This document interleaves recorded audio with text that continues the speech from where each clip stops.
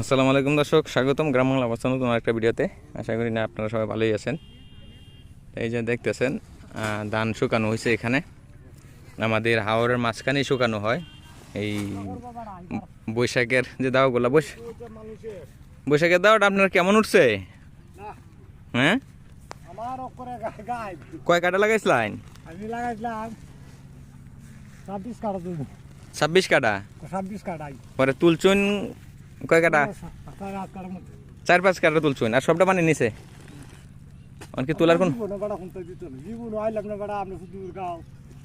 না? সরকার থেকে আইলে টুকুই যারা হইন যেন, যদি সরকার থেকে যদি কিছু মনে হয়। হ্যাঁ,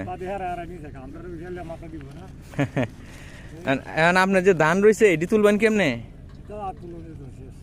শেষ তো দর্শক,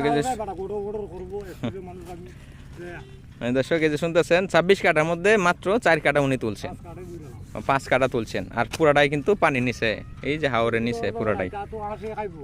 হ্যাঁ, হাঁসের খাওয়ান এখন যেগুলো আছে এগুলো হাঁসের খাওয়ান। তো দর্শক শুনতে পাইতেছেন যে লস কিরকম হয়েছে। কৃষকের প্রচুর লস হয়েছে এই বছর।